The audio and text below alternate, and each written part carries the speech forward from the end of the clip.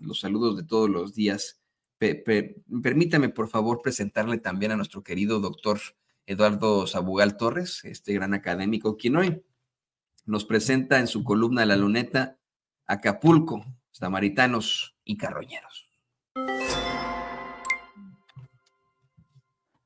¿Qué tal? Yo soy Eduardo Sabugal y esto es La Luneta, videocolumna para Sin Censura. Acapulco, Samaritanos y Carroñeros. Levantar, poner en pie a las comunidades del estado de Guerrero que se vieron arrasadas por el huracán Otis será una tarea enorme y que requerirá de muchas personas. Miles de buenos samaritanos ya están en acción, afortunadamente, desde que ocurrió la catástrofe natural. Según lo dicta la sabiduría popular, curar al desamparado, al que ha sido despojado de sus pertenencias, golpeado y dejado doliente a un lado del camino, la intemperie, proteger al que se ha quedado así, sin nada, con riesgo de perecer, es obra de buenos y buenas samaritanas. La idea del buen samaritano está originalmente en la Biblia, en Lucas 10, para ser exactos, versículos del 25 al 37. Ahí se cuenta la historia de un hombre que fue asaltado, golpeado y dejado herido en el camino. Después de ser ignorado por dos personas que pasan indiferentes ante él, un sacerdote que pasa de largo y un levita, es decir, por un miembro de la tribu de Leví, la más venerada por la clase elitista de Jerusalén, pasa un tercer hombre que sí tiene compasión por él y no solo le cura sus heridas, sino que paga un alojamiento para él. Es decir, los sabios, los mejores, los legalistas, los más venerados del sistema, no pudieron asumir la responsabilidad por la víctima, por el otro. Eso dice Enrique Dussel en su libro Filosofías del Sur, Descolonización y Transmodernidad. No daría tiempo aquí de resumir la interpretación de aquel interesante pasaje, pero ser samaritanos es reconocer en el prójimo a un otro con mayúsculas, que necesita de nuestra ayuda, de nuestra solidaridad. No es lugar aquí, decía, para explicar toda la profundidad con la que el filósofo Enrique Dussel ha analizado el episodio bíblico, pero baste decir que el relato es sociopolítico y que la interpretación de la historia del samaritano no es mítica, no es aristocrática ni democrática, es crítica, no es teórica, es práctica, no es solo ética, es sociopolítica. Ayudar al otro no porque lo indique la ley, que estemos obligados a ello, sino por solidarios.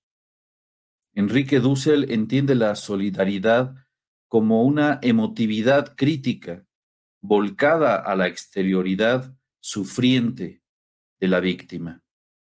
Algo radicalmente diverso a la mera fraternidad, pero que tampoco es la compasión ni la conmiseración paternalista o la lástima superficial. La solidaridad, dice Dussel, es el deseo metafísico del otro como otro. El Estado mexicano, es decir, si entendemos el Estado como lo proponía Gramsci, la suma de sociedad civil más gobierno, ha actuado ya en la catástrofe del huracán Otis, que la semana pasada golpeó la costa de Guerrero, de forma inmediata y solidaria. La violencia del fenómeno natural dejó una devastación insólita en la historia de las catástrofes naturales en nuestro país. Lamentablemente, la destrucción fue mayúscula y el grado de indefensión y de carencias en el que quedó la población es alarmante.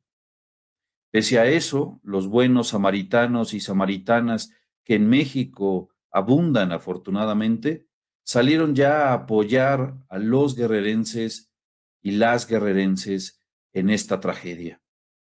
Sin embargo, no solo hay buenos y buenas samaritanas, sino un grupúsculo, aún con mucho poder económico, que inició de inmediato una campaña no solo en contra del gobierno de la Cuarta Transformación, de las instituciones como la Sedena y la CEMAR, sino contra la intención solidaria de todas y de todos los que intentaban de buena ley llevar ayuda a Guerrero. Un grupúsculo de buitres y de sopilotes que quisieran que hubiera más muertos para poder usar el dolor de la gente con fines perversos.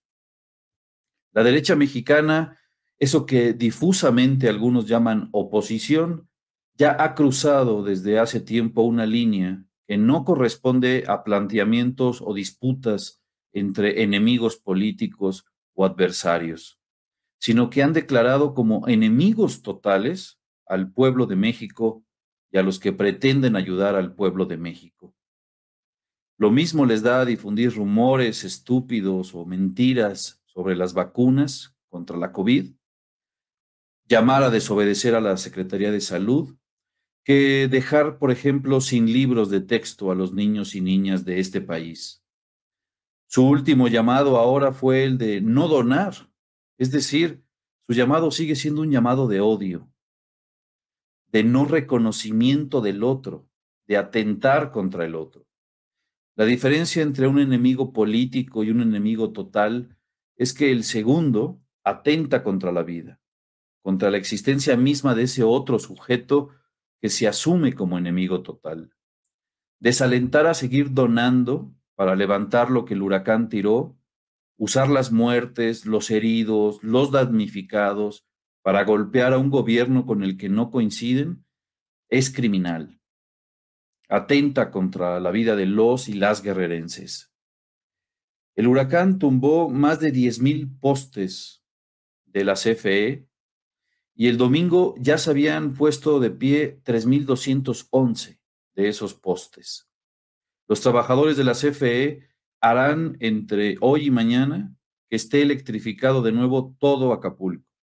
Una gran hazaña por la prontitud con la que se logró restablecer el servicio, pues en ninguna parte del mundo, después de una catástrofe natural como esta, se ha realizado tan rápido.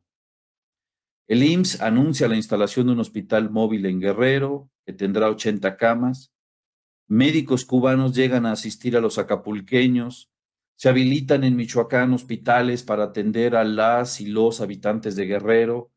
La recuperación de los aeropuertos de Acapulco al 90% y de la base aérea militar número 7 al 100% permiten desde el domingo pasado que el puente aéreo con la Ciudad de México garantice no solo la línea de suministros, sino también la evacuación médica con ambulancias aéreas. Ya existen caravanas de pipas de Pemex. El Ejército, la Marina, los servidores de la Nación, la CFE, la Cruz Roja, muchas asociaciones civiles trabajando hasta el agotamiento para literalmente reconstruir Guerrero, trabajando con la gente que allá se organiza para remover escombros, para limpiar calles, para subsanar las carencias, son la muestra viva, todo eso, de que hay una ética solidaria en el pueblo mexicano a toda prueba. Es falso que personas que acudieron con víveres para damnificados por el huracán Otis fueran asaltadas por elementos de la Guardia Nacional. Es falso que las donaciones particulares para los damnificados de Acapulco estén siendo etiquetadas con el logo del gobierno. Es falso que no dejen pasar la ayuda o no llegue a sus destinatarios. Coincido con Epigmenio Ibarra cuando dice que no solamente es vil e infame, sino criminal la campaña de desinformación de la derecha conservadora en redes, en medios convencionales y en WhatsApp, pues apuestan a profundizar y prolongar el sufrimiento de las víctimas de Otis en Acapulco y a desalentar la conciencia solidaria. Los hermanos y hermanas de Acapulco, de Coyuca, de San Marcos, pasan por momentos críticos de gran dificultad, pero con la ayuda de todos y de todas los mexicanos, sociedad civil y gobierno, lograrán poner de pie sus comunidades y ciudades. Lograrán la restauración y el restablecimiento de todo lo que dañó y destruyó el huracán. Pese a la campaña inhumana y ruin de la derecha, que le ha metido mucho dinero a su campaña sopilotera, carroñera, de mala fe, pese a que quisieran que la destrucción y dolor fueran mayúsculos, la solidaridad que nos caracteriza a todos y todas no cesará. Los buenos samaritanos no caerán en su campaña de desinformación y golpeteo. Seguirán mandando ayuda, seguirán creyendo en las instituciones, seguirán recolectando productos no perecederos, kits de higiene personal y kits de limpieza, y van a seguir llevándolos hasta Chilpancingo o hasta allá, si es posible. Aunque no les guste a los odiadores, a los buitres, a los que extrañan el fondén que se robaban para sus campañas, a los que pasan de largo sin ver a las víctimas, aunque no les guste a la derecha moralmente derrotada, los buenos samaritanos son muchos, muchísimos más. Así es, esa es la realidad de nuestros pasos, y más que buenos samaritanos, buenos mexicanos. Ahí le agregaría yo en lo que plantea el doctor Doro Sabugal, una vileza impresionante en la forma de hacer los planteamientos en estos momentos desde los medios de comunicación corporativos. Es verdaderamente terrible, pero así pasarán a la historia. Lo vamos a platicar en unos momentos más cuando analicemos las primeras planas que están, pero hoy para llorar. Para llorar, don David ahí por supuesto que ya está revisando una y otra porque tenemos obviamente que proteger a las víctimas de estas circunstancias tan terribles. Y a ellos les encanta empapar sus páginas de sangre, de tristeza, de degradación humana en lo absoluto, y todo con la única finalidad de sacar raja política. Pero bueno, yo le agradezco al doctor Doro Sabugal por su videocolumna aquí en Sin Censura.